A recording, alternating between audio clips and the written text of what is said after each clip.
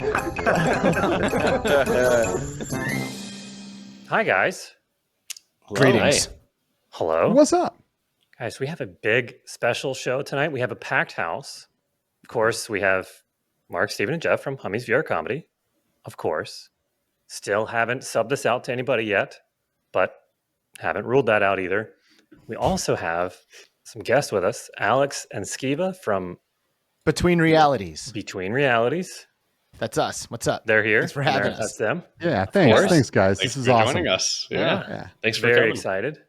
Now we can finally, we've been doing VR for however long we've been doing it, and now we can finally learn about what the hell we're doing. Yeah. So, yeah. We talk about VR on your VR podcast. We don't usually. Really? No. It's so weird. I think people get confused all the time. We've been making VR content for like 4.5 years. We started this thing like 2 years, right? About 2 years ago, or almost. I think closer to 3, but Yeah. It's like, you know what? We need to learn about what VR is and like connect with people in the VR community, you know.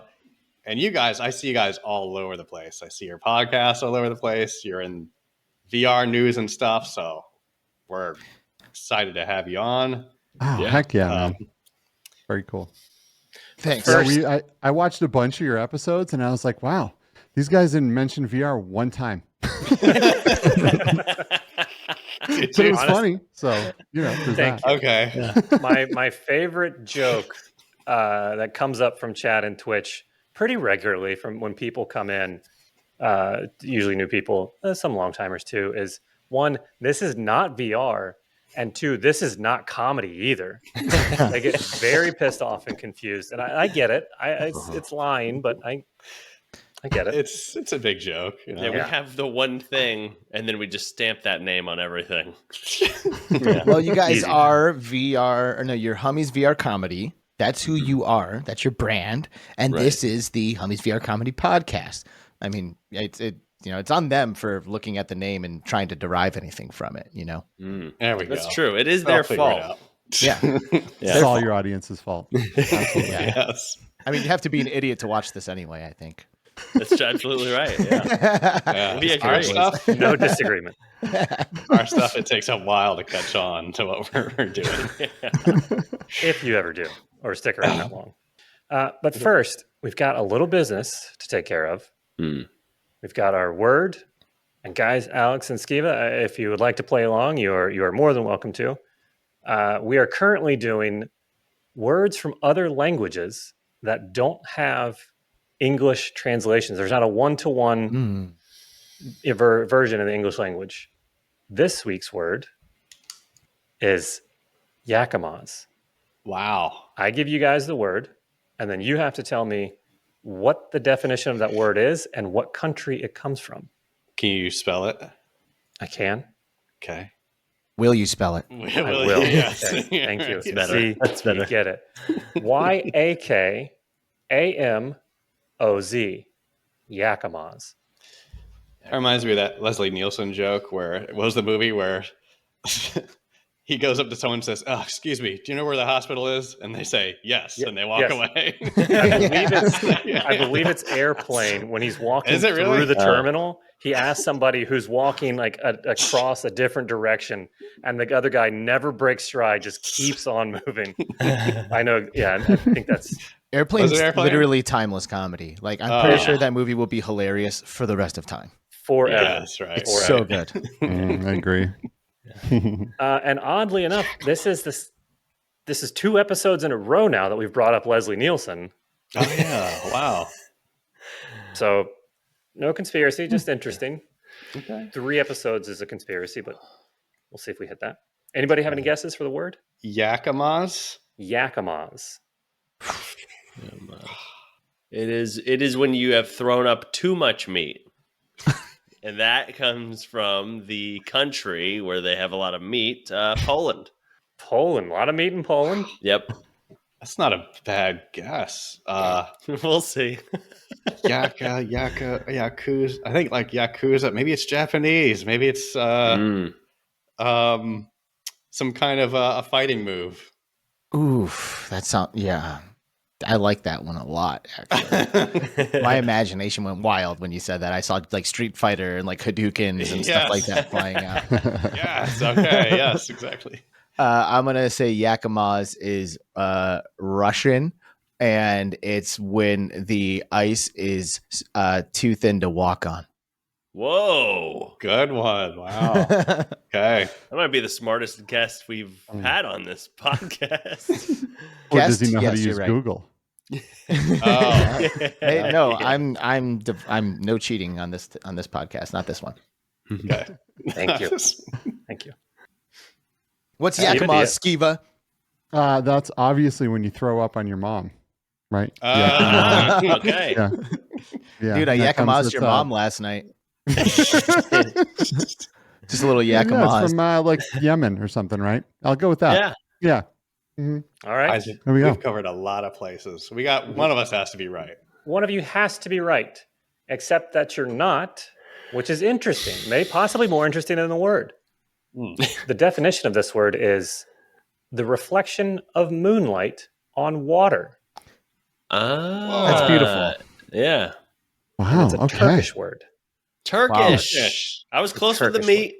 You were I'm gonna start an Poultry. instrumental post rock band and call it Yakima's. Sounds Yeah. perfect. Right? I'll listen. Yeah. Thanks. And then also just one other piece of not news, business, I guess, is last episode I was just editing last week's episode, and I realized I went hard on Wasps. I went really hard on Wasps, and I honestly started to feel bad or badly or possibly both about like sharks. Sharks are not our enemies. People have made them out to be, and that's why I don't want to be the catalyst. I don't want to be the one that starts everybody going out and attacking wasps, and the next thing they know, they're endangered. Mm-hmm. I don't want that on me. Sure. So just putting it out there. It could maybe- be too late. It's been a whole week since our last episode. This might be So- the most amount of defending of wasps I've ever heard in my life. Like, I'm pretty sure Right. it's like hated across the board. Like I don't Yeah. know Not a anybody fan. who loves wasps. I do not like wasps. See? Let's make wasps. Yeah, let's make them extinct. I'm I'm down just with trying that. to clear There you my go. conscience. I don't really care what anybody else does. I just don't. I want to be able to sleep at night. Well, I think you started Sure. this, and I think everyone else is going to finish it. Yeah. No, it's too late. I mean, yeah. what did- You are. It is your fault. Threat or promise? I mean, yeah, there's bees. Bees can sting you, but they make honey, so there's something Bee- good there. What do wasps do? Yeah. They're just dicks. Yeah, they're Right? dicks. Good Yeah. point. Look, I'm between you and me. I'm with you. Yeah. Same page, but like for everyone else, go easy on the wasps. You know. Okay. All right. Sure. Between Realities podcast. Yes, thank you. Guys. Get in here. Finally. For the listeners out there, they're the podcast to go to. All the VR questions you have, but we're too afraid to ask, including us. Alex and Skeeva, maybe you could tell us a little bit about what your podcast is. I will. I'm Alex. Hey everybody. How you doing? Hello. Between Realities, it's our little like tagline that we came up for it is the VR podcast from the philosophical gamer's perspective.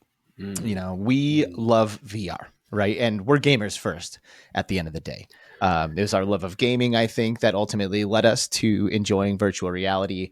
But it's the mind-blowing nature of the technology that led to the conversations that ultimately birthed the podcast. Skeeva and I became friends, and I guess I'll let him tell the details of that story. But we became friends and, started smoking weed in his backyard and having like deep conversations about the tech and realizing that, holy crap, man, like this is nuts. Like, we're actually emulating different realities and blah, just like typical like stoner conversations. But in reality, it really is something special. And I think we both believe that we are scratching at the surface of something way more profound than just a cooler way to play video games. And that's what we try to get into as often as we can on our podcast. Now a lot of times every time we do a show, we have a guest from within the VR space, someone who's either like an influencer or, a developer or something like that, somebody who's doing something in the VR space, and depending on like what they do and the kind of their style kind of shapes the conversations that we have. But for the most of the time, whenever we can, we like to kind of like peel away some of those layers and have like deeper conversations that maybe aren't typical of VR content on YouTube or in podcasts.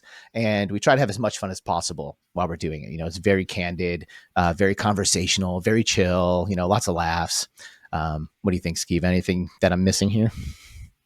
No, I think you covered it well. We really try to get people that we feel are making a splash in the VR community and bring them in and talk to them, just see what they're about and how they think, and talk about the tech that we love. So, yeah. Nice. And what tech do you use? What headsets are you using? Oh boy. So, we got a lot of headsets. My daily driver is a Valve Index, but I also use my Quest 2 a lot. I've been playing with a Pimax 8KX lately, and anything we can get our hands on. Really, I want to play with it all. Pretty much, yeah. I use a Vive Pro 2 and a Quest 2, almost like 50-50. Oh, really? Okay. Yeah, we started out with the original Vive a long time ago, and I think we slowly evolved to Index. I think Mark's still using the Vive. Yeah. Mm-hmm. So index hands. That's about it. Yeah. And knuckles. Yeah, knuckles. Yeah. Mm-hmm. Yeah. So. The original Vive, like I didn't have it. My first headset was the Quest, or it was PlayStation VR, and then Quest 1, and then I got a Vive Pro. So I didn't spend a whole lot of time with the Vive, but all my memories of it were like pretty good. I like remember that thing being pretty awesome. And we just did an expo here in Phoenix where we basically set up a free play VR station and let hundreds of people come through there and play VR for free. It was so much fun. But we brought an original Vive with us thinking that we would use it. And I pulled the Skevas and I pulled that thing out of the bag, and there's just this like crusty floppy head strap on it. And it's just like this cable coming off of it that's all strapped in. I was like, oh God, like, man, this thing's not as awesome as I remember. We're not using this. Right. Yeah. Yeah. It was weird to see it come back a few years ago. Like I was like, hey, I've seen this before.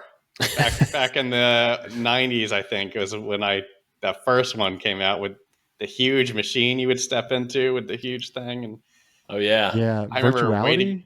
Was it a virtuality? Yeah, I think that was it. I remember waiting in line at an arcade to play it, and then finally getting in there and like, oh, this is horrible. Oh man, see that thing like got me obsessed. I tried that thing in the 90s. Right. Mm-hmm. I got in there with my sister got in the one next to me and I got in the one, and we saw each other in VR in like glorious 20 frame a second barf-tastic, was it VR vision. Multiplayer back then? It was. No way. Yeah. I didn't experience that. Wow. Yeah. Okay. Yeah. My first VR experience was multiplayer, and it was a game called Dactyl Nightmare, and it was on the Virtuality or Virtuosity or shoot, I can't remember exactly. I think it's Virtuality.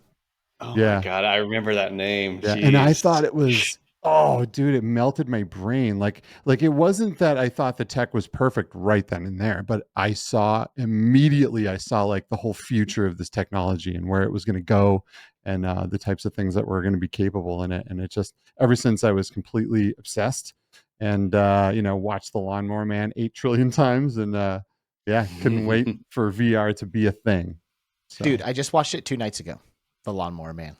Did you? While I was at Game On Expo, I bought a copy of the Lawnmower Man for Super Nintendo, complete in box with the instruction booklets and the inserts and everything. And I'm so proud of it. It's gorgeous. I grew up playing that game, but not really watching the movie because I was born in 1987. So I was like still kind of young when that movie came out. But I just watched it a couple nights ago. Not my first time, but my first time in a while. And I can't believe how close to some of my favorite conversations the plot line of that movie is. It is so awesome. Like there's a couple of cheesy scenes, and obviously the graphics are like cutting edge, so some of them you go like, oh, okay, that decent attempt, guys. But for the most part, I actually really, really loved it. And if you guys haven't watched The Lawnmower Man in a while, go back and watch it, because now that VR is kind of starting to take off a little bit, it actually poses some awesome ethical and philosophical questions that I think are maybe hold a little bit of water. Right. Lawnmower Man starring. I've never seen it. Pierce Have you not? Brosnan. Pierce Brosnan. Yep. He's my he's my 007. I grew up playing GoldenEye, you know? Yeah, he's the star. Mm-hmm. Yeah. Go watch Lawnmower Man. Conflating it with Johnny Mnemonic. Oh, that was a good one. Which Keanu I don't think Reeves. I've ever seen, but I know of somehow. Is that Keanu? That's a Keanu. That's a whole different thing. We'll worry about that later. I'll do this on my own time. There's a lot of good movies about the, you know, whatever you want to imagine the tech would be, and in a lot of ways we've surpassed a lot of that, and in some ways we haven't, but we're still evolving, and it's just gonna get better and better. I can't wait. I don't think I've ever told this on the podcast, but my first 90s experience with virtual reality, I hid in between some rows at a Blockbuster when they were closing down, and I got locked in there overnight when they had their Virtual Boy set up, and I played Virtual Boy for an entire night. Is that real? That's amazing. Dang. I love that. The cash register M&Ms, you know, right there by the register, and the unpopped popcorn that they had, and just played Virtual Boy tennis and threw up the entire night. Where were your parents? Who knows? Jeff, are you just leave your kid in a Blockbuster 24 hours? Jeff, are you just saying a plot of a movie? I know. I barely believe this. Yeah. Is this real? Because I do not know this story. No, this is not real. Okay. Oh, okay. damn. Dude, I was so time. inspired. I was so inspired. I was going to go get lost in a Blockbuster. There was a one thing that gave it away that I knew it wasn't real, because I have a Virtual Boy, and I had one since right when it came out, and I used to like drop acid and play that thing for like 9 hours at a time. And like you get out of that thing after like 8 hours or 9 hours in it, and it's all red, right? The red and black are the only colors in there. And you get out, and your red cones in your eyes were just done, and the entire world in real life would just be green.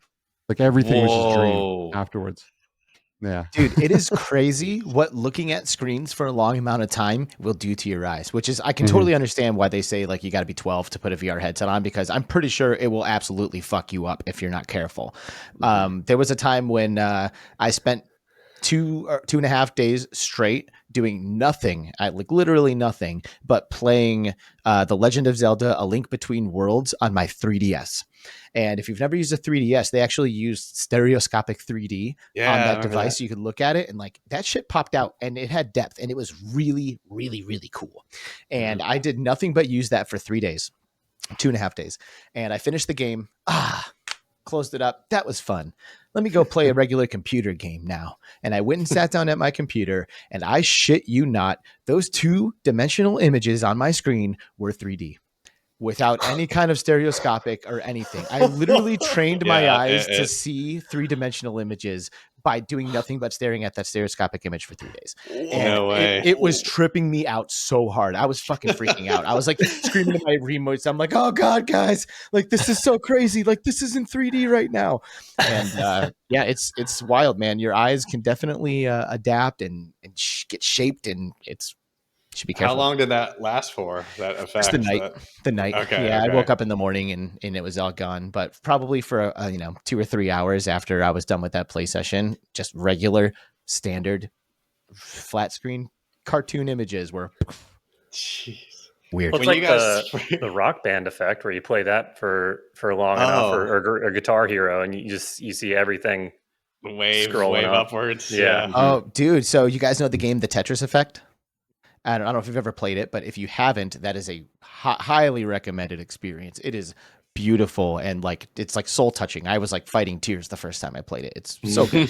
But the Tetris effect is named after an actual like scientific research effect called the Tetris effect. And they did a study with people that had short-term memory loss, that like could not remember their like normal actions during the day. And they had these people play Tetris for like 2 or 3 hours during the day, and then at night they would like talk about what they're experiencing or whatever. And none of these people who have this problem with their memory can remember playing the game. But after a while, multiple people would report laying in bed at night and seeing shapes like falling and clicking in and like clearing lines and stuff like that. And so even though they didn't remember the action, it actually like jumped past that and like put something into their memory that like played in front of them. And they called that the Tetris effect.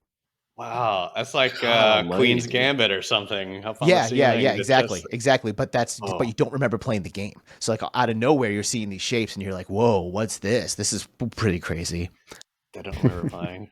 Damn. When you guys first started in this new generation of VR, did it make you sick at first, or did you kind of push past that and try to like, oh, is there something wrong with me, or is it was like, no, I can do No, this. that's a good question. You know, And then like, I think we all had that at first, but then it takes everyone like a few hours of getting over it, and then yeah. Go You ahead, know, I Zach. started on a Rift CV1. Well, I started on a PlayStation VR, and there wasn't a lot that got me super sick on there. But I remember when I got the Rift, the original Rift CV1, and I popped on a game called Air Car, right, where you're flying around like a flying car, and man, I like kind of barrel rolled that thing, and I almost threw up. That was the first game that really got me sick, and you know, but you know, I've pretty much lived in VR since then. And then you can throw me around in there. I do crazy things to me now, and nothing's going to affect me. There's a few factors that go into it. You know, like the stuff that you're doing in the game, like the actual action, I think goes a long way. Like, is it a roller coaster or are you playing Beat Saber? You know, like two huge, completely different experiences. And then the quality of the experience too. Some developers nail it, like they just crush it, and it doesn't make you sick. And another developer making the same game would have you ralphing. You know, so it kind of depends. But you know, I think the term VR legs, when compared to the term sea legs, really is by far the best way to think about it, because you know, people like will almost throw away virtual reality because it makes you sick, you know, but I refer to the sea legs thing as an analogy, and it's like, listen, people don't throw away boats because you get sick when you stand on one. You know, like people still go boating even though it makes them uncomfortable. You just have to get used to it. You know, it's like when you get uncomfortable, get off the boat. When you're back to normal, get back on it. Before you know it, you're going to be a captain sailing the 7 seas, not giving a shit, you know? Right. Where would you throw away a boat anyway? You know, how do you throw one away? You drill a hole Matter in it. cannot be just drill a created hole. or destroyed. Air Car, is that the one where it's like a night city and it's raining and you're flying? Yeah. And you're Okay. flying the little car thing, the flying car around. Yeah. And you can, you know, spin around and do all kinds of crazy things. And yeah, it made me pretty sick. But we did play that once. Yeah, I think I was pretending to be a taxi, taking these guys around, and they were different personalities. Yeah, different characters. Yeah, that kind of stuff will still get me to this day. You know, like I play tons of VR, but like if I play No Man's Sky and I get into like a crazy dogfight and I'm upside down, spinning, flipping, a few minutes of that, and I might have to take my headset off. Yeah. I mean, it's a pretty normal thing, like when you think about it, right? You technically should get sick at first, right? When you do something that you've done before, your body thinks it knows how it should be reacting. It should feel G forces, or you should feel movement when you're doing the movement in VR. It doesn't understand. The visuals are there, the audio is there, but your body isn't responding correctly, so it thinks you ate something bad, right? So back in the day, like, oops, I ate some poisonous mushrooms, I better throw that shit up, right? So it makes you sick and you barf, but eventually your body gets used to it and it realizes, oh, okay, no, I get what's happening here. Right. It's like actually a physiological response to your brain not knowing what the hell is going on. It's like, oh, I must be poisoned because that's the only explanation for what I'm experiencing right now. Right. Yes. As I'd say we're all fans or advocates of VR. Should we come up with a beginner's list or guide of games, like the least barf-inducing games but most impressive? Yeah. What do you use to introduce people? Yeah, so that they don't start with VTOL or something and then just immediately puke. So this weekend, we live in Phoenix, Arizona, or Skeeva lives in Mesa. I live in Phoenix. They're close by. In Phoenix, every year when a global pandemic isn't destroying everything, there is an event called Game On Expo, which is basically a celebration of video gaming. And, there's retro games, current games, tabletop games, Dungeons and Dragons, like vendors, tournaments, rock band on a stage. Like if you name it, if it's gaming related, it's there, except VR. And that's why we started going, because we needed to have some kind of VR representation for this thing. So this year it was amazing. We got a huge space, multiple friends that helped us volunteer to pull this thing off. And we ran 11 headsets simultaneously for 3 days straight in this space and gave so many people their first time VR experience. And the games that we had available was a pretty highly curated list with exactly the intention of making sure that everyone who came to that thing had a fantastic time, didn't get sick, didn't get uncomfortable, weren't encouraged to like run across the room because of the gameplay, that kind of stuff. And we did over 1,000 VR demos over the 3 days, and not one person got sick and not one person got hurt. So that's incredible. Wow, it is good incredible. Job. Thank you. Yeah. I'm very proud. I am very proud of everyone. The odds it was of that so are... rad.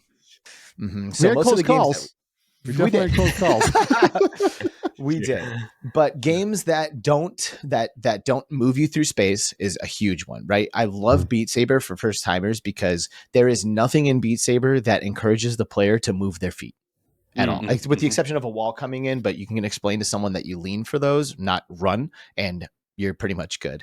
So games that like don't encourage the player to move, that are like, stay here, don't move, everything will come to you, I think is huge for first timers. Games that don't require a lot of button manipulation, because not everyone who tries VR for the first time is good at manipulating thumbsticks, button combinations, that kind of thing. Beat Saber is great because you can just pick up the thing and swing it. It's awesome. Yes. But we demoed a ton of games: Beat Saber, Richie's Plank Experience, Propagation VR, Job Simulator, Demio, Astrobot, Tetris Effect, Pistol Whip, Smash Drums, Swordsman, and I think that's all of them. That's great. And it was fantastic. Good, we had a good blast. intros. Yeah, that plank one, I remember doing that for the first time in my house without a plank, just on normal ground because I didn't know what it was. And I remember doing that, and I had my buddy over, and you get to the edge and you get down on all fours. You're just like, it's so wild how badly that can trick your brain, how you have to override your brain. Like, you're in your room, you're in your room, you're in your room. Yeah. And Skeeva made a plank. Oh, wow. You made a plank, great. huh? I made one that folded up and hinges so we could get it in the car and then unfold at the expo. Wow. Because it adds so much, right? And we made it does, intentionally yeah. a little wobbly. Put some stuff on the bottom so it wobbled just a little bit. So you stand on there and like you're like, oh God. That is And great. it was funny. We last time we did this at the last expo, we did we there was this like little old lady, and she got up there and she walked back and came back, and there was this big burly biker guy like right after him, right? Like all these leathers and like, he acting like a badass. And I'm like, look, dude, if you can't handle it, it's okay. Pull the headset off, no worries. It can be pretty intense. And he's like, oh man, are you serious? Right. And then he, you go up in an elevator and the doors open and there's the plank that goes off the building, and his legs started shaking and he couldn't do it. He's like, He didn't even take a step. He pulled the headset No off. way. It was so funny. Yeah, he was in the headset for like 40 seconds, and then he was like, nope. Yeah. Crazy. I'll be damned. That's great. We should have been there. I haven't played It's plank fun, experience. dude. It is fun, man. We had a blast, and so many people like hung out with us all weekend. Like I say, we did over 1,000 VR demos, but that doesn't mean that we had 1,000 unique visitors. We had some people who were like, okay, that was dope. What's that one? What's that one? What's that one? What's that one? And they would like go from station to station, playing every single game, like getting as many different experiences as they could. That's awesome. Wow. You're doing VR a good service there. And honestly, we get to live vicariously. It's been years since we've like put a headset on and been like, what? And like we get to live vicariously through every person who came up to that booth and just put the headset on and was like, no way. Oh, right. Like, do you remember yes that? way. we brought haptic suits and everything. Mm-hmm. Yeah, haptic vests. Yeah. I haven't done this with those yet.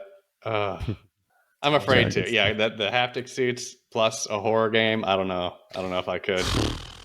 We had one, Propagation Did VR. you? It is super intense. So intense that we gave like hardcore disclaimers to every single person who was interested. We were like, hey, this is really, really intense. You know, like this triggers fight or flight. You might really die. Yeah. Like if you die in there, you die in real life. So you're going to have to be good.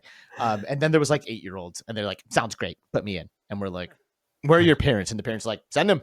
So we're like, fuck, okay. And we put him in there, and there's kids who weren't even using the guns. They were like, I'm going to slap him around. And this kid only meleeed. He put his gun away and just waited for all the zombies to get up close just so we could punch them. And there's no way I could do that. So here in my 30s, this 8-year-old has way more bravery and courage than I do.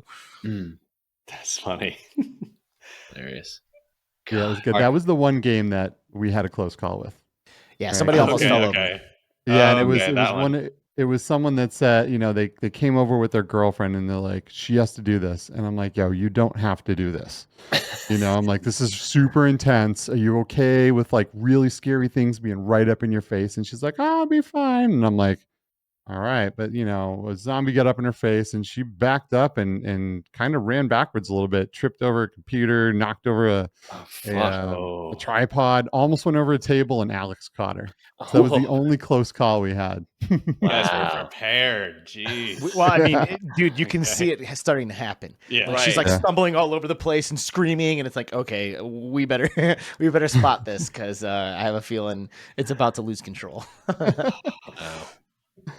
Do you think well, Mark, you had a question about adding stuff to VR, right? Yeah, there was I remember something coming out that was like trying to add more senses to VR, like smell and how would they? What do you guys know anything about that, or like would you guys encourage total immersion of like, dude, fucking taste, feel, whatever, all that, or are you like, you know what, let's just stick with the eyes?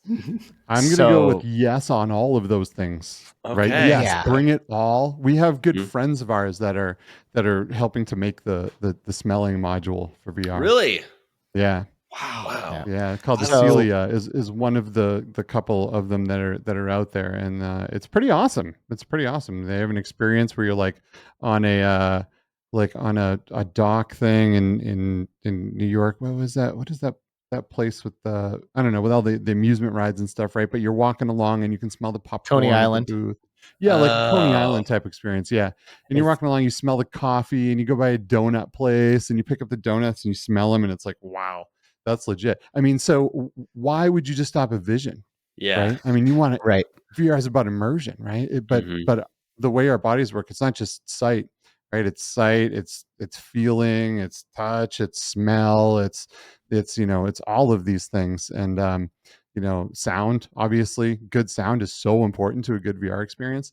I say the more the better. I want immersion until I forget that I'm in an experience. Dude, the R in VR is really not to be taken lightly. You know, like this experience that we're all having right now is a sensory perception experience. This whole thing, other than the more mystical, like energetic things that might exist in this world, but for the most part, you know, the one that we all agree that we're all currently experiencing together is a sensory perception experience. It's what your eyes, ears, nose, mouth, and nerves are telling you is happening. So VR, as it currently stands, is already getting the job done at a very impressive level by putting a flashing light over your eyeballs and sound patterns into your ears. You add the haptics of the controllers, that's 3. So right there, we're like 3 out of the 5, and that's compelling. That's profound. That's enough to make you fall over because you think a zombie's about to punch you in the face. Imagine smelling the rotting flesh. Imagine feeling the moisture on the air. You know, like those aspects of it are 100% going to make these experiences closer and closer and closer to what we all agree this sensory perception experience is like. And it's just going to keep peeling away the layers and getting closer and closer and closer until we get to a point where it's literally indistinguishable. And then we can shift into experiences as we see fit, whatever it is that you want to be in, whatever you want to participate in, the option will be there. some playtester has to go through several different iterations of rotting flesh to see if that one's a little too rotten, less rotten. I don't want that job. I didn't. This wasn't a question that I prepared, but now that you're talking about it, there's a movie. Stephen and Jeff, I don't know if you saw it. Ready Player One. Was it that with the virtual reality? Did you guys see that movie? Yeah. It is a VR movie and book. The book is phenomenal. Okay. Yeah. I heard it is. Yeah. I can't read, so I watched the movie and it kind of was like, okay, is this what we want? I mean, is this in a sense like if you can go home? I was telling to these guys before, if you can go home and maybe just life just is okay. It's okay, but you put on that VR headset. And now you have all those senses and all that stuff. The whole Ready Player One. If you haven't seen it, watch the movie, or better yet, read the book if you know how. And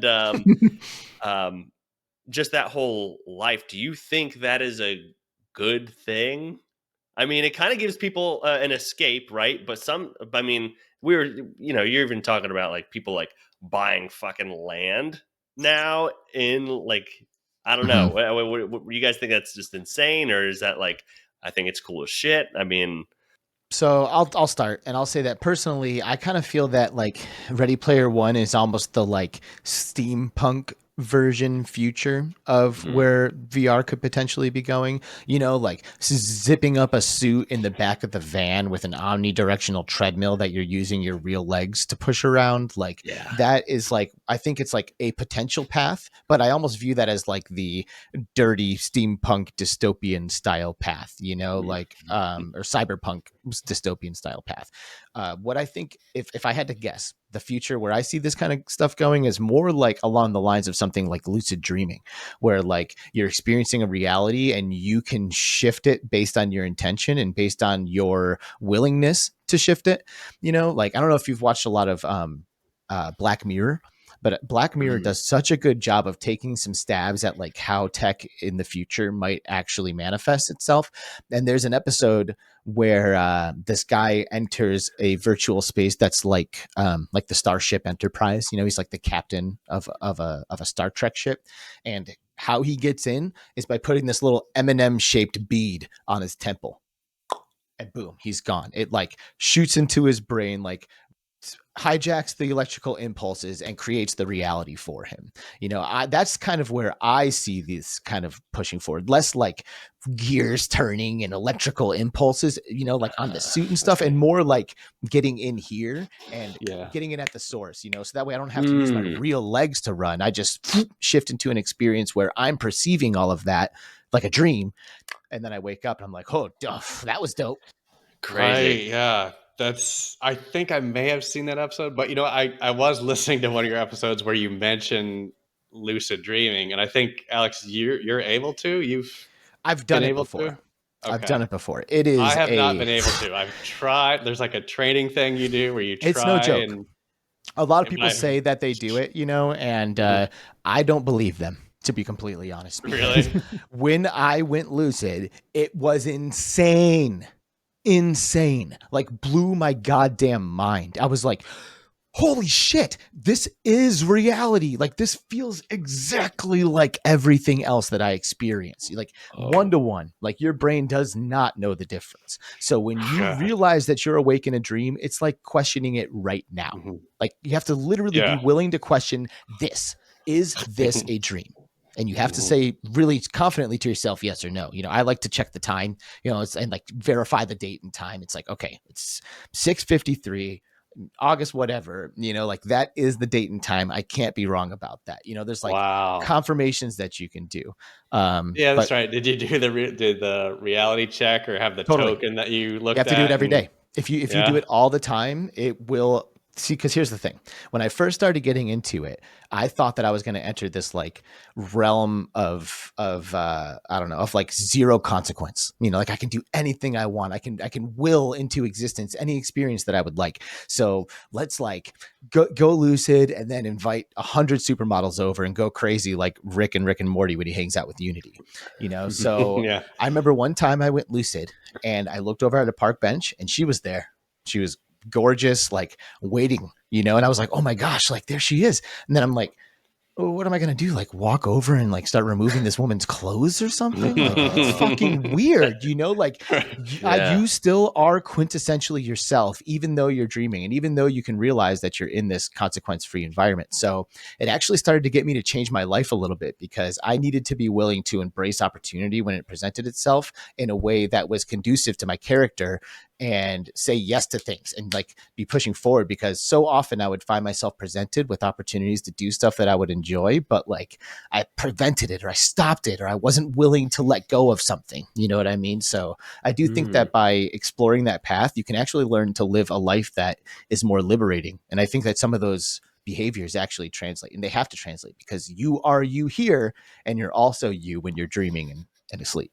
Wow. Yeah. That's amazing. That's so funny because like obviously going up and talking to strangers is a fucking nightmare, and especially if there's like stakes involved where it's like, oh, this is a beautiful woman I want to talk to, and then in real life, and then in your dream you're like, should I say hello? No, it's fucking stupid. Don't go say hello. Yeah, exactly. Still, yeah. So you have to be willing to do it in your real life. The behavior has to translate. So if you do a reality check every time something feels weird, or 3 times a day, if you like promise yourself to do it all the time, one day you're going to be dreaming.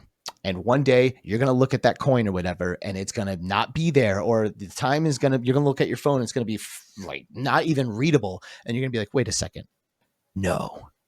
And I woke myself up almost every single time because I got so hyped. Like heart rate increases, like, oh my God. And boom, up. Like, if only I was more calm and more collected. Damn. Yeah. So in Ready Player One, their reality is pretty crappy, right? It's overpopulation. Everything's controlled by mega corporations. They live in this stacks, which is like trailers like stacked on top of each other, a million miles high, right? And everything is really crappy. But you ask like the virtual reality part of it, like, is that kind of what we want? If we lived in a terrible dystopian future like that, I would argue, why wouldn't you want to go to a place where you could be happy, right? Because at the end of the day, what's the difference between being happy, feeling that emotion inside of virtual reality experience, or feeling it in real life if you don't have the exact means to pull that off in real life, right? So what would be better, living happy in a VR world or living miserable in the real one? Yeah. The Matrix. Yeah, exactly. I was just going to say that. Yep. That's totally, It's the conversation with Cypher.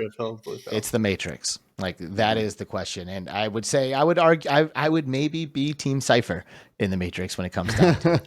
You know, like, damn, this steak tastes good. This steak tastes good. Yeah. Stick me in the tank. Dude, done with this. Matrix. Right? It's getting strange. Usually we transition into part of what we do also is we bring up these random science topics of the world that's happening today. And we talk about weird stuff a lot. Science stuff. I have a science article. I want to read it to you guys and see what you think. Nice. Is that cool? This is from let's do it. Interesting Engineering. The title says. We only read titles, by the way. Good, because honestly, I'm already bored. Mark can't read, so I read the titles. Right. It says humans could breathe out of their buttholes like pigs, and trials will begin this year. Okay. All right. First of all, like pig, I didn't know pigs could do that. First of all, do they fart out of their mouth too? Are we sure that they can? I don't know. Just assuming that this is. Yeah, this is the problem, is that we believe it. Yeah, what's your source? Interestingengineering.com. I see stuff like this. I'm like, stick me back in the tank. Put me in the Matrix. It says, got a blocked nose? No worries. Soon you'll have another option to breathe through. Your butthole. You heard it right. In studies exploring treatment for people with respiratory conditions, a team of researchers in Japan has revealed that pigs can absorb oxygen through the anus, the scientists discovered that the animals could survive without breathing through their lungs when oxygen and oxygenated liquid are pumped through their buttholes into the intestines. Can't you make a new hole and The Matrix. pump it in? This is the Matrix. This is Is the it? Matrix. Yeah, they're in the jelly. Like they're not breathing air. They're pumping juices through that That's- Through their back thing. buttholes. Yeah. Yeah, through the neck hole, They didn't yeah. show the one that was stuffed up his anus. He releases this one, but simultaneously he's pulling out the bottom too. Right, yeah. I read- The shot was always from the chest up. Exactly. I read a study on this, and I think Oh, really? I think it was, I could have sworn they did a study on some mice too, where they gave it oxygen and then drowned the thing, right? Because I guess no one values mice, right? So they do weird things to mice. But I remember they're putting oxygen in their butt and seeing how long they would last, right? Compared to just dunking it in water and see how long it would last before it drowned. And it lasted longer by a significant amount of time when they pumped oxygen through, because I mean, oxygen gets absorbed through your tissues and eventually will kind of make its way around a little bit, right? I mean, it's not the efficiency of your lungs and that whole system that was created to like pump, through, get the oxygen into your blood, move it around your whole system. But that is, I guess it's a thing. I don't Whole know. system. Now, is that something that I'm not aware of? Your whole what- system? Yeah. Yeah, you guys Is didn't that learn just about your like, holes. mouth, your The whole system. Right. Okay. Because there was that guy with the pig heart a while back, right? Huh? Yeah. Because it was close to not being rejected by a human almost. It Like says, third- while that sounds cool and disturbing, research indicates that it could be possible with humans too, considering that pigs are closer to the latter in physiology and genetic makeup. I'm gonna bet against it. Mm-hmm. Yeah. Just saying. Like if I'm I think if you submerge somebody head underwater with their ass sticking out, they're gonna die. Yeah. They might live a few minutes longer, but Well, no, you what said kind of it's- life is that, right? It's the liquid though. We got to pump the liquid through, and then Yeah. where does it go? It's got to come back out, right? Like it goes up, absorbs the oxygen, and then falls out. It just makes me think of like there's a bunch of people on a boat in Alaska and they're like, oh, it's breaching, and then his ass comes out of the water and shoots water out and then it goes back, and it's like, no, we've just evolved. That was beautiful. That was beautiful. Oh man, that was beautiful. You can take a tour and see an ass breach. That's honestly Yeah. beautiful. I'm with you. I mean, if we're going there, then just shut it down, dude. I mean, Mhm. I'm not Yeah, what's breathing the it out of point? my What's the ass. point at this point? Yeah. Yeah. Yeah, I don't know if, staying like alive and keeping your brain alive is very different than having like legit life, right? Like obviously Yeah. the rest of a lot of the organs in your body are going to start to starve from oxygen. You are going to suffocate, but it's going to last longer and it's just going to be slower, more agonizing death. I don't know. Mm, Just Mhm. yeah. yeah, don't I'm no with you. oxygen up my rear, please. We don't like Yeah. this. We don't No. like this. Yeah. Okay. Good to get Fair your enough. perspective. That's it for science this You week. didn't like the pig buttholes. All right. That's all they've done. Yeah, it's enough. You got to close tabs eventually. It's like I can't. Are there any? Can we are allowed to go back to VR? Yeah, no, I had another question, but go ahead. Yeah, Oh no, you go first. I was just going to ask what their favorite VR games are currently. Yes. You go first, Skeeva. Yeah. Oh boy. So I'm going to say, first of all, I'm going to say for your average normal type of game, I'm going to say Half-Life Alex. Still Oh, yeah. to this day for me Yes. is the VR game to go to. I'm also, take that with a grain of salt because I am a huge Half-Life fan. I played all of the Half-Life games as they came out, but Half-Life nailed every aspect of what a VR experience I think should be in that type of game, and a story-driven linear experience. I think it was phenomenal. The mechanics were great. Everything just felt really good. It looked really good. It ran really good. But then on the other side, I'm going to say Neos, right? Because And I don't know if you consider that a game, right? It's a social I don't application really. like a VR chat, right?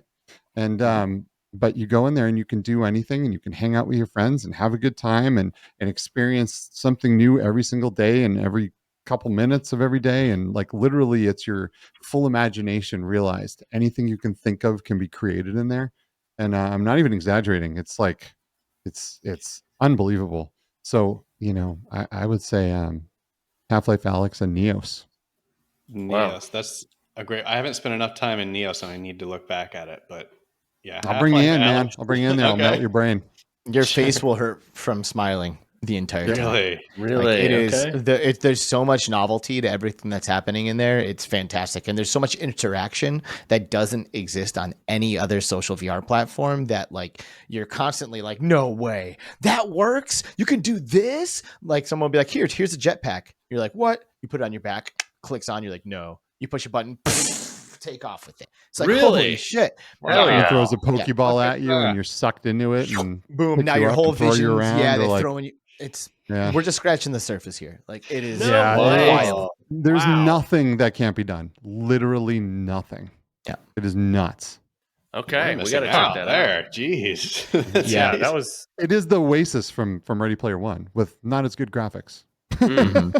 Okay. Still, yeah, the whole interactiveness of it, with like you said, a jetpack, the Pokemon ball, and then everyone, the vision. That's wild. That One of is my insane. favorite things to do is just blast people with a rocket launcher because it sends you flying across the map. Like launch you and you will like just go off into orbit. It is so awesome.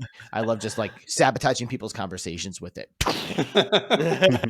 Yeah, I asked my neighbor. Oh! Yes, exactly. You guys, exactly. you guys would like it a lot for real because Yeah. it's You would go perfect crazy in for there. comedy. It's Yeah. perfect.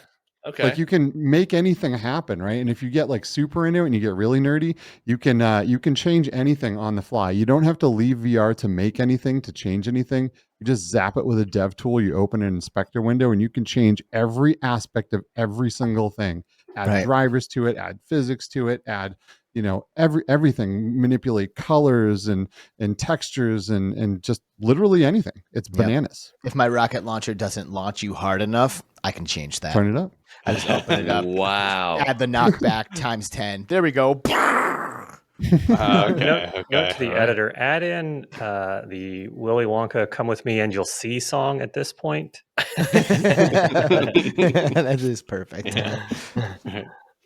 Yeah. So favorite VR games for me. I've honestly, I think I've been able to whittle it down to a top 3, and I claim Beat Saber as my number 1.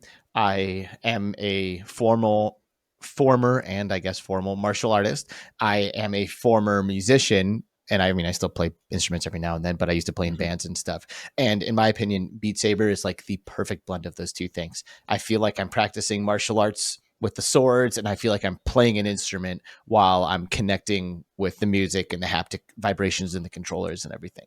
Burns calories, feels amazing, gives me the same level of expression that being a martial artist or a musician does. And it's just perfect. I don't know what else to say. Beat Saber is fantastic. So I Wow. love Beat Saber. Demio is in my top 3. Yeah.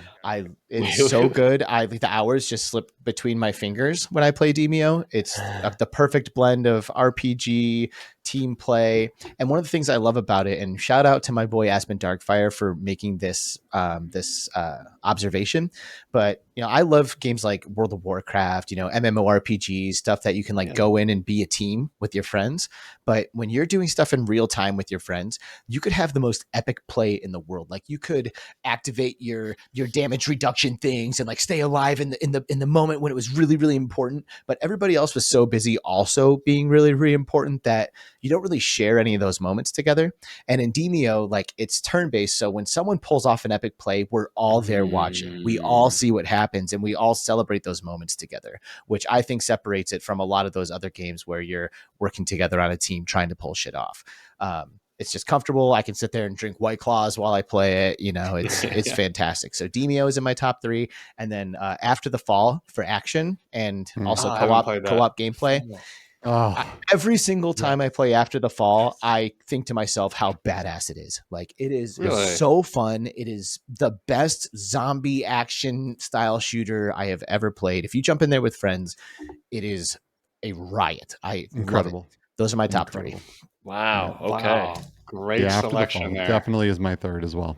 I have not played that yet. We Yeah. tried to. We guys got would love into Demio to make like a, one of our videos, and just joking around and having fun in there, and then without trying to, like an incredible game of Demio happened. Yeah. Shit Like- got real. Yeah. It's the most impressive game that I played, VR game that I played in at least a year. It's so good.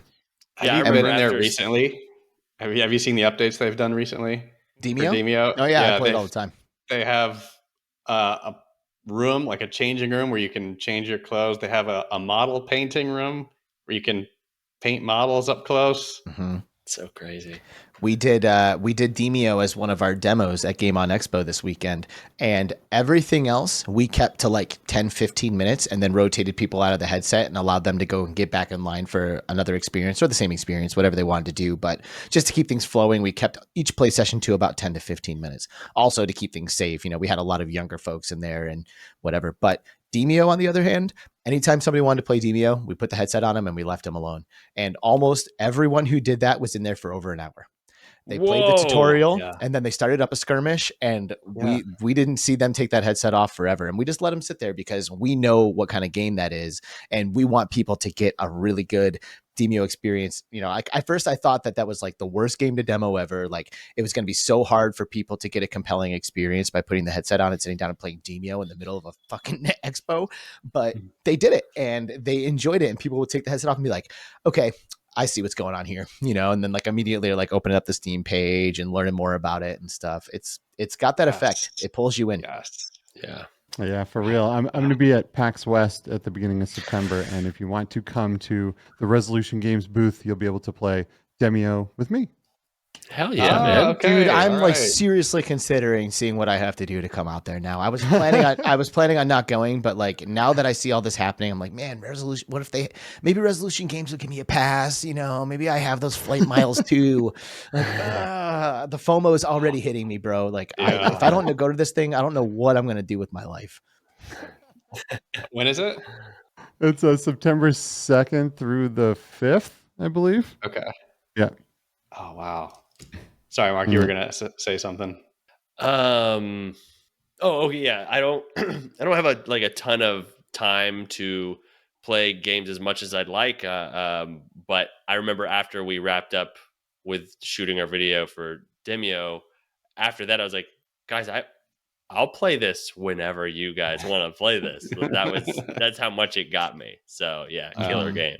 That's I'll tell you what, that PC like flat screen version of the game is pretty awesome.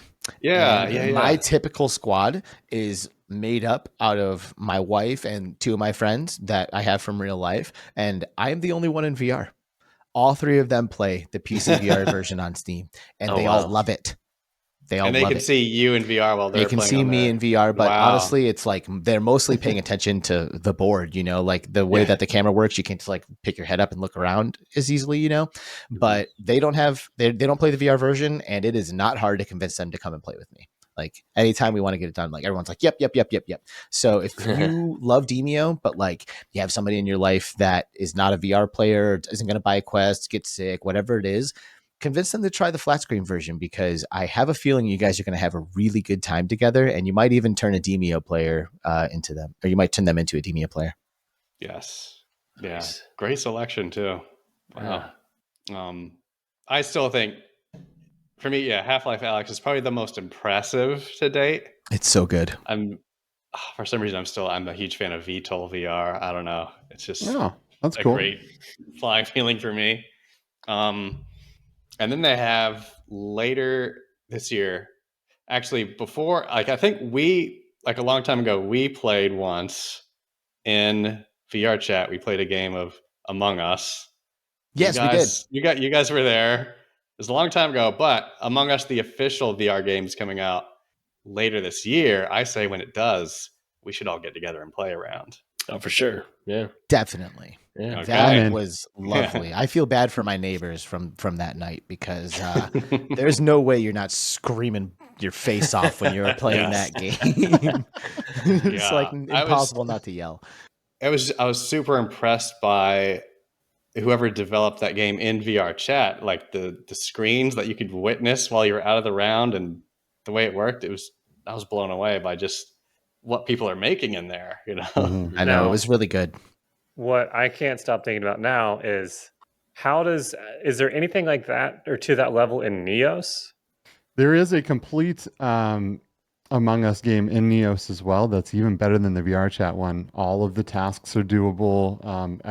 It's like next level from the VR chat one, and it really makes me wonder how Shell Games is going to pull this off. I mean, the graphics in the Neos one are so good too. They're so Really? good. Wow. Yeah, and the Shell Games one is cartoony looking, but it's more to what the original game is. So I don't know. We'll see. I mean, I think they're all going to have, they're all going to be great because Among Us is just super fun. It's a super fun game. And correct me if I'm wrong, but I'm pretty sure there are some mechanics in the original Among Us game that like prevent you from communicating with each other when like the team meetings aren't happening. Like you're running around and like no one's speaking because like the actions are happening, but then you call the team meeting and then everyone comes together and that's when we're able to communicate. Is that right? Yeah. I think so. Yeah, I think so, because there's nothing that prevents that from happening in the VR chat or the Neos versions, which I think will be a welcome change if Shell Games includes that typical mechanic, because then there's a little bit more strategy involved. It becomes less of like a shouting match and just like a blaming everyone and just instantly hitting the button and like blaming people and having fun, and more like, I don't know, like more strategy, I guess, that kind of thing. I would like to see it just to have a little bit more gameplay that, like restricts what people are able to do. So that way you can be a little bit more strategic or pull off some sneakier shit or something like that. I love yelling at everybody. That's my favorite part. It is. It's so fun. It's great. Yeah. Lying is really fun. I'm not a liar in my life. Like I've literally been liberated by the truth. I promise you, if you ask me how I feel about something, I'm probably going to give you a way more blunt answer than you were expecting, and maybe even will catch you off guard, which I'm working on. I'm trying to make sure that I communicate in a way that it doesn't make people uncomfortable. But the reality is that I'm not a liar. And there's a game called Werewolves Within, which is very similar kind of thing. Yes. I loved that game so much. I do too. It gave me an opportunity to lie to people in a safe place, and I could really work on my lying. And it is fun, man. I can see why people get addicted to it. Oh, that was so good. And it was so good. It kind of fell off the radar a bit. And that would be one. It would be very easy to convince me to fire up my PlayStation and jump in there, because it's been years since I played it. That's like a home run right there. That would be great on the Quest. Yeah. We just played it within the last 6 months, didn't we? Did you really? We tried it again. Yeah. Yeah. It still works, but I think it works better on PS. Yeah. I mean, I think it's cross-platform though, so it doesn't matter if you jump it on Steam or PlayStation VR. But I loved it, and I would happily play that game anytime somebody's trying to get one of those together. I would lose hours at night playing with strangers. I can only imagine what it's like playing with your friends.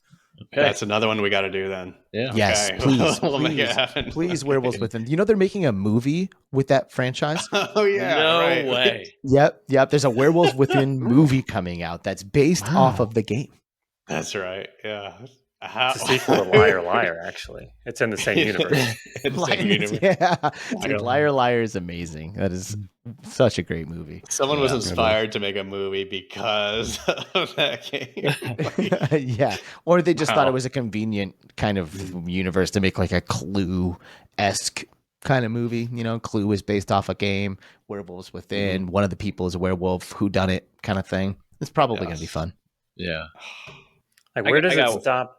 I want to see a movie like based on Connect 4 or It's too much action for me. I don't know if I can handle that. like they did Battleship. Like, let's just do Pog or Yeah, they did do Sparks Battleship or something. They did Doom with Dwayne The Rock Johnson. That's right. Yeah. I would love to see Connect 4 the movie. I Yeah. would love I'd watch to see it. that. With Yeah. Pierce Brosnan as the lead. Hell yeah. Yes. There's a general with plans, and they're looking over at a table with a team, and they're like, it looks like we're gonna have to Connect 4. He said Sean Connery in He that said one, the fucking movie. I know. I'm glad you said Sean Connery. I was getting Hunt for Red October vibes while we were talking Mhm. about Oh, this. yeah. I thought it was just me. Everything's lit by a red light. Yeah. Yes. I have a question. So you guys obviously are always on the forefront, and you're in the, you guys know what's going on in VR. There's sometimes like we get into games and it's like, oh, this is a really cool game, and then the developer will just like abandon the game, and it just will be like a dead game that exists or something like that. And for a little while, it felt like, is VR dying, or is it like is this kind of the end where like people are like doing games and like they don't work on it, so the games are going to be shitty, and therefore people are playing shitty games? They're like, it's not really for me.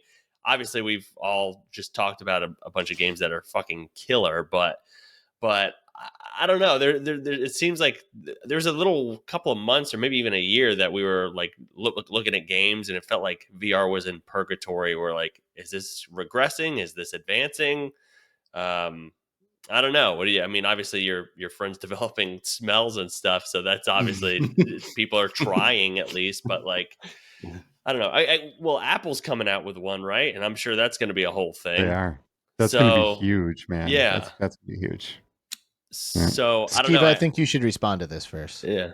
So there's a few points to this that I think that are important, right? So there's a lot of games out there that anyone can make a game and put it on the Steam store. Doesn't matter how bad it is, how good it is. There's no restrictions. There's no curation.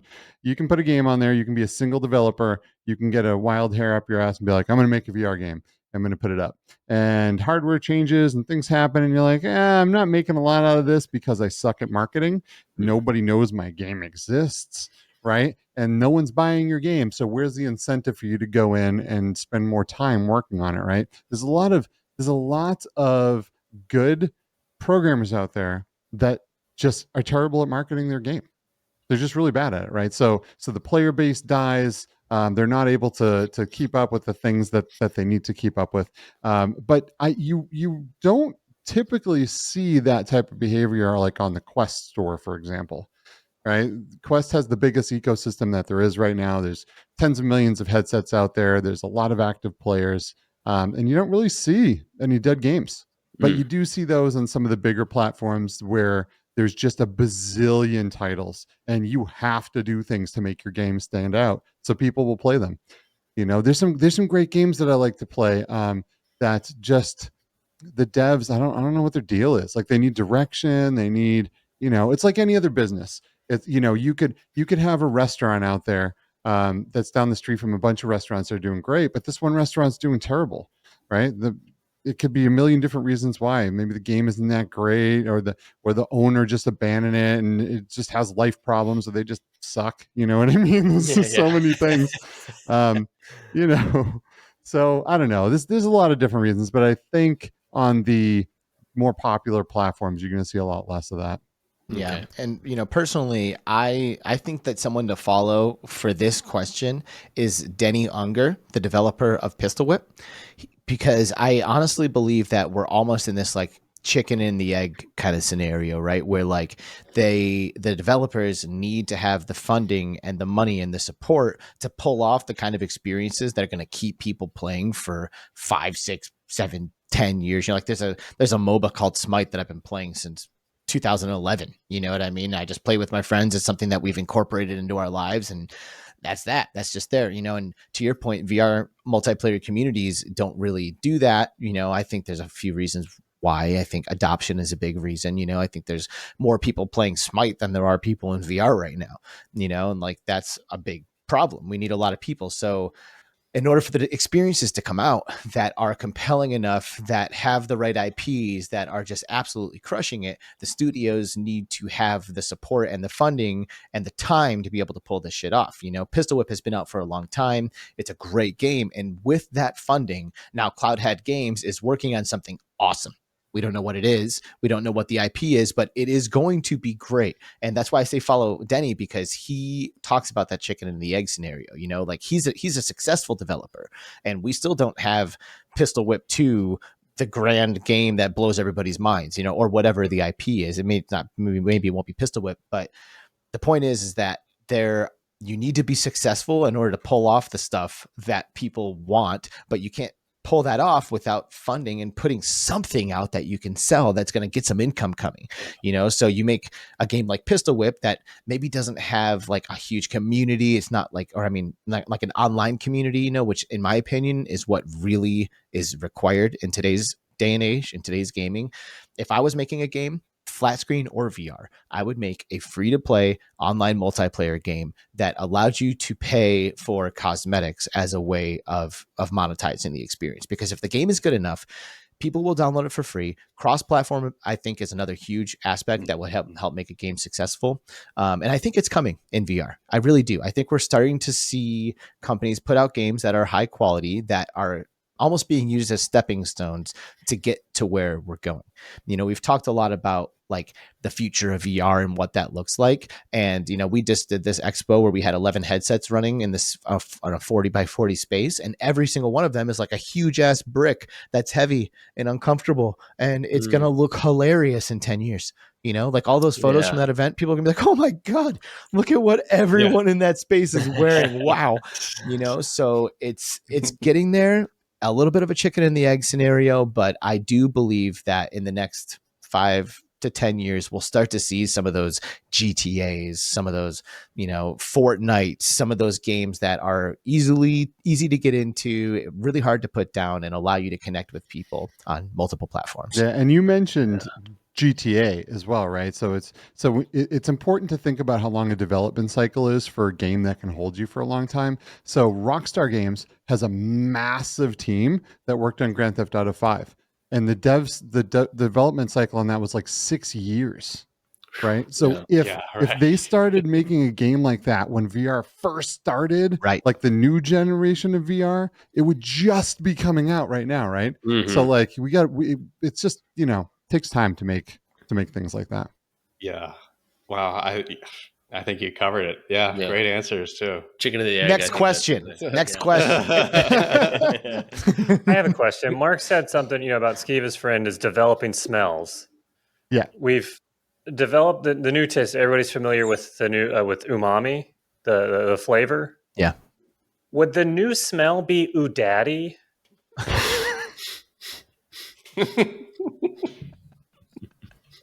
Yes. Okay. We can move on. I was assuming that was a rhetorical question. I wasn't going to answer. No, I was looking for an answer. 100% yes. Yeah. Great. Skeeva's working on that flavor. I'm under NDA though, so I can't really give you any details. Okay. Understood. Great. Oh my God. What our favorite thing about VR is the tech issues. You had 11 headsets that's running for an entire weekend. How are you guys okay?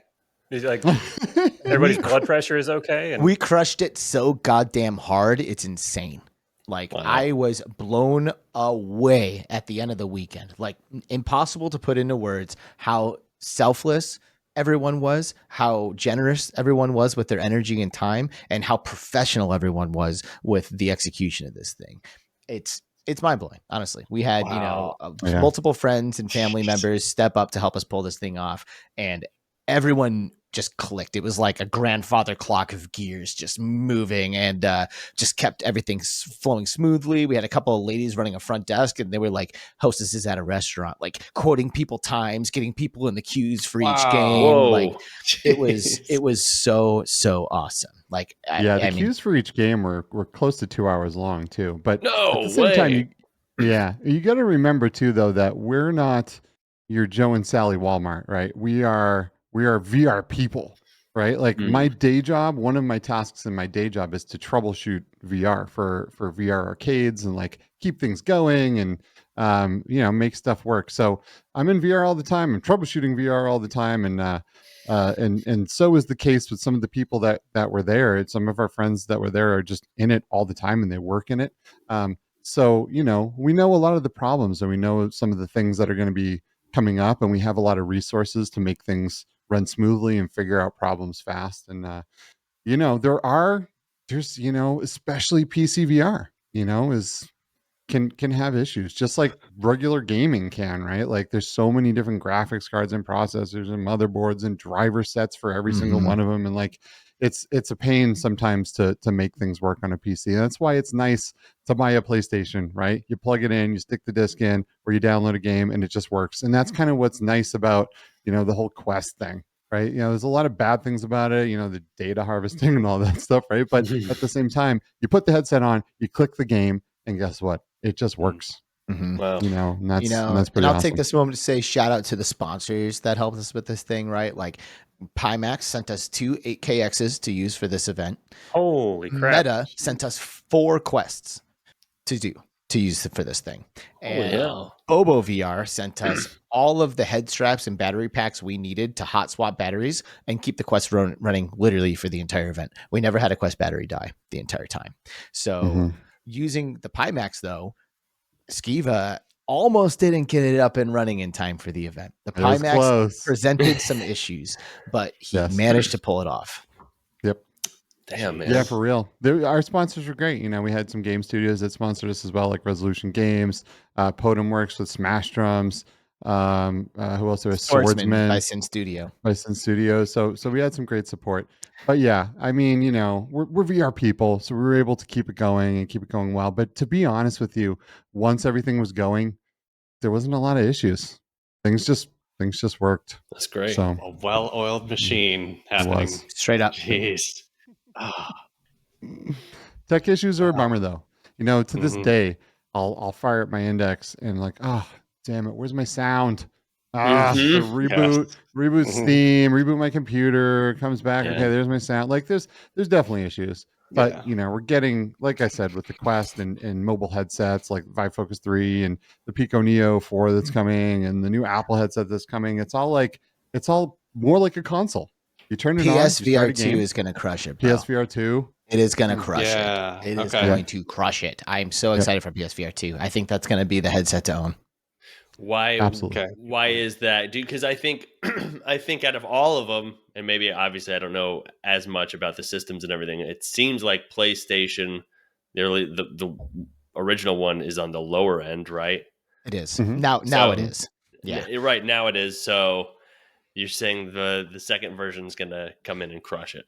I think so. I think they've learned a lot from the market and what other people have done over the past couple of years. I think they've used every other headset that's come out and said, okay, this is great. Let's use this from this one. Let's use that from this one.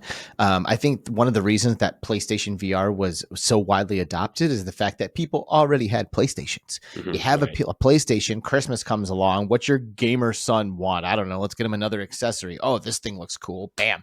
Done. Affordability, right? Too. Yeah, he's in. Yeah. You're halfway there. So many people already have PS5s. PlayStation 5s are insanely powerful computers. They're so awesome, and the haptic tech that they've included in the PlayStation VR to, the graphical ability, the exclusives that they have access to, like Horizon Zero Dawn, or even being able to tap into stuff like Steam, or not Steam, but Valve. Like Half-Life games are available on consoles. I fully expect Half-Life Alex to be playable on a PS5. Absolutely. That would be an opportunity for people to play Half-Life in VR, and they already have the PS5, and now Half-Life Alex hits, they're going to go out and get that headset. It's done. It's done. I think, and then the community grows and everyone starts participating in those games together.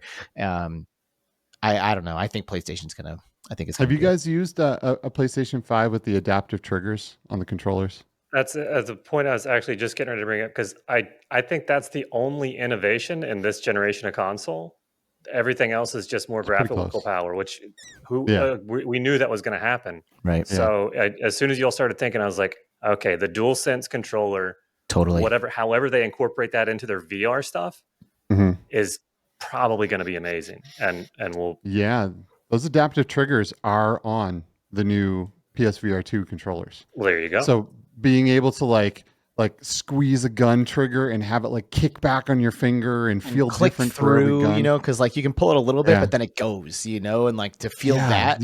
So many cool things you can do with those triggers, right? So those triggers are insane, and like like just the few things that I've really used it for. It's one of those things you don't realize how much it adds. Yeah, because it's a big deal. It works so well, but like it's a big deal. And when you're in an immersive environment like virtual reality, it's even a bigger deal. And that headset has built-in facial haptics. You're going to feel headshots and different things that are going to be happening in the headset that you're going to feel it. Feel headshots? Totally. Yeah, absolutely. It'd be great. It has the highest resolution of any VR system pretty much out right now. Well, and you know, one of the for back shots. I don't know if that's that. Yeah, well, no, just straight in the face. You get shot in the face, you're gonna feel this shit. Here's the, the other one of the things that I love about the PlayStation VR, and this is actually what we did at Game on Expo. We had 2 PlayStation VRs running, and they were both seated experiences with a gamepad. Because so often we imagine VR as this like standing up, swinging your arms around, like such an active thing. Yeah. Both hands are separate. It's not like a traditional like gaming experience, and I'm not going to forget about the DualSense. There are going to be multiple VR experiences that use the DualSense controller, and that feels so good to have a controller in your hand and play a game, like a video game. Like VR isn't always a video game, but Astrobot Rescue Mission on PSVR is a video game, and it feels so good to sit down and have a gamepad in your hands and play that. So PlayStation VR is also going to have experiences like that, where you can sit down, relax, throw the headset on, have a gamepad, have a blast, enjoy yourself. Mm-hmm. It's going to be good. The dynamic foveated rendering that comes with eye tracking, I don't think people fully grasp what that's going to bring. Yeah, it's a lot of big words, right? But eye tracking looks and sees where your pupils are. And, I'm looking forward to that. Yeah. Yeah. So wherever you're looking is where the screen will be in its fullest high resolution spot right there. Everything else can look like it does in real life. You're looking around, everything in your peripheral vision is a blurry mess, but you don't care because you look over at what you want, and that's full high definition view of what you're looking at. And that's the same thing with what's going to happen with the PlayStation VR 2. You'll be able to render out a very tiny section of the screen at that 4K and have a really clear picture, but not have to render everything else out, which gives you so much performance. One of the issues with the 8KX is you have all of this field of view with a Pimax 8KX, but you have to render the entire screen all the way around your peripheral vision to be 100% clear, which takes a monster of a machine, right? When you only have to render that little teeny tiny place where you're looking, you get all of that performance back in the system, and you can really make really awesome, really great, compelling experiences that are just going to blow people away. Wow. And maintain their frame rates. Maintain the frame rates. That's right. That's huge. Which leads to a comfortable experience. Indeed. Yes. Yes. Yeah. Right. I can't wait for eye tracking, facial expressions. Imagine looking at your friend and you're seeing their facial expression, like exactly how it really especially is. Especially for you guys. Especially for the kind of shit that you guys do. When he looks over and he's like, oh, God, I don't know, man. It's going to be good. Perfect. Can't wait. Have you guys done much VR racing, like with the wheel and pedals? I have. Yeah. I've done a little bit. Shit's cool. Yeah, that's the one thing that I still haven't done that I really, really want to do. It's cool when you're doing it. Here's two things wrong with this, right? Is one, if you're going to get motion sickness, this is where it's going to happen. Okay. Right? In a car game, if you have any susceptibility to motion sickness, it's probably going to make you barf. Right? We all know we're in a car so much of our lives. Our body is very familiar with what it's like to ride in a car. Every subtlety with turning, everything you feel, every G-force, every single thing you feel, and when it's not there, it can really mess with you. If you're a VR veteran, you might be fine, right? Like I have no problem. I'll spin around 360, smash into walls, and I'm good, right? and it's a really cool experience because you reach out, you grab the wheel, there's the wheel, there it is. Like you look around, you're in a car. It's really, really cool. We don't have a whole ton of really cool VR games, like driving simulator games, right? Like a lot of the games you start in flat mode and you click an option for VR, and then you don't even get into the VR experience till you're in the car. Then you put the headset on, right? So there isn't a lot of games that are really made for VR that are really good driving simulator games. They all take a lot of configuration, messing with the wheels, messing with all of the things that the jank that you have to mess around with PC gaming in general. So that's kind of a hard one. Project Cars is great, and Dirt, and even American Truck Simulator is really good, like riding around in rigs and stuff. It's all really good, but definite high risk of motion sickness. The difference maker with that stuff for me is the haptics in the wheel. Like it feels so good when you like go off road and the wheels like really? your hands, like it's the haptics in the wheel that I think really separate the wheel and pedal experience from a controller experience. Like, sure, this action has its thing, right? And like the foot pedal action, sure, that has this thing too. But like this is like one of those things where it's like adding that third sense of the touch completely transforms the experience. When you can feel that thing shaking when you're off road and it smooths out when you get back on the road, like that feels quite nice. And you're turning and it's pulling, it's fighting you. Yeah, it's like going back like an actual car wheel would. Yeah, there's like force feedback in the wheel. The modern wheels are ridiculous. The one I played, I think it was just with a controller, but I played was it Project Cars that's on PSVR? Drive Club? Maybe it was Drive Club. I think it was Drive Club. I played that and just for a few minutes, and I didn't have to have any sort of driving aid, like visual driving aid. You could, that sense of speed, like to be able to know when to start slowing down for a corner, like just that ability was like, okay, I get it. I want to do this a lot more now. Like this actually feels like driving a car. Yeah, it can be really close. It can Also, be really close. Shout out to the Wipeout collection for PlayStation VR. That's like an amazing PSVR exclusive if you're a PSVR owner. Wipeout in VR, really amazing. Yeah, amazing. Wipeout is one of the best PSVR games, period. It is so good. Really? And it's online too. You can jump online with your friends and race in that. It's awesome. Yeah, it's up there with like Resident Evil 7 and some of the really good ones. Honestly, Wipeout I say Resident Evil ridiculous. 7, Astrobot, and Wipeout. Those are my top 3 PlayStation VR exclusives. Yeah. Damn, Nice. That covers it. That's great. Amazing. Well, guys, is there anything else? Yeah. do we have? That was a lot of. That was a huge cover. That was great. I mean, that was great. We have a huge. Yeah, our gamers are listening. Go look at Between Realities podcast. Yeah, for more of this. Tune in every Friday. Yes. Yeah, we like I said earlier, we like to kind of like peel away the layers, and I think that we had ourselves a legitimate Between Realities conversation here. This was great. Yeah. Yeah, this and is they good. can find you on your Twitch, right? We stream primarily on YouTube. Oh, on YouTube. Sorry, that's where we do our live show. But maybe we'll add Twitch for Twitch for season 6. I don't know. But we also upload our episodes after the fact, after they've been live, to all of the major podcast platforms. Skeeva does a great job of making sure that happens every week. Nice. And then any social media or Twitter or. So go to youtube.com/Between Realities, subscribe to that. Watch every single episode and like them all. Then go to Twitter. We are on Twitter. Find us on Twitter. Okay. I'm on there. Alex VR. Skeeva's on there. Between Realities has its own separate Twitter handle as well. Those are probably the 2 best places. And then we have our own Discord channel, which of course you guys are going to have linked somewhere for people to join so they can join into our community. So Discord, Twitter, watch us on Fridays on YouTube. And you can also catch the episodes on uploadvr.com when they share them after the live episode as well. Great. Now, Thank you for that. I know we're winding down, but watching some of y'all's podcasts and everything, and it seems like there's a lot. What is Upload VR, and how are y'all connected to that? Upload VR is the #1 news source for virtual reality news on the internet right now.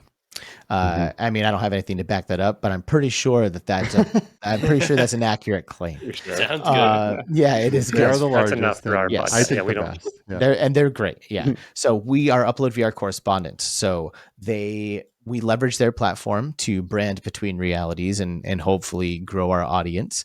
And then we represent Upload at like live events. And, like we'll go to an expo as Upload correspondents, do video coverage, grab interviews with people, and then we give all of that footage to Upload, and they make videos out of it and share it, and then link us on all of that stuff. So they say, hey, Between Realities went to GDC this year for us, and they interviewed all these guys, and here's what they saw, and they'll make videos like that for us. Yeah, we also do shows for them directly on Upload VR's YouTube channel as well. Like we do a show called Backseat VR Developer, where we play VR games with the developers that created them, and cool. they help us through the game, and we ask them all kinds of questions about the game while we're playing it. It's pretty awesome. It's awesome to play the game with the people that made it. Yeah. So, And have them check be that like, out as well. oh, funny thing about this room that when we developed this, that wasn't there, or, oh, hey, if you turn this corner, there's a secret right over here, it's like a backseat driver, but you had the developer of the game back there telling you where to go and what to do. Like live director's commentary. Exactly. Yeah. Playing it. Exactly. Yeah. Where can we find like a link to like a Upload VR East Coast correspondent application or anything? Are they? Dude, you have to be like a big deal. That's the thing. You know what I mean? You gotta be a big deal. And of course, that's why they've reached out to us. You guys probably it's going to be an uphill battle for you. Yeah. But that makes sense. we could put in a good word for you. We could see what happens. Put in a bad word. Make it a challenge. I want to watch Literally, Dude, these guys hundreds of suck. people Trust need me. to know who you are. Yeah. Make it more of an uphill battle. Yeah. Yeah. I like to fight. Yeah. Like I said earlier, though, you guys are doing VR a good service, though. Absolutely. That's what we need. Yeah. Thank you. So, Thanks, guys. Yeah. That's awesome. We're Appreciate compelled. that. We're compelled. We wouldn't if we could help it, but we put the headsets on. Our lives changed, and I know. Same happened that's to me that first time. Yep. Mhm. I had that experience too. Yeah.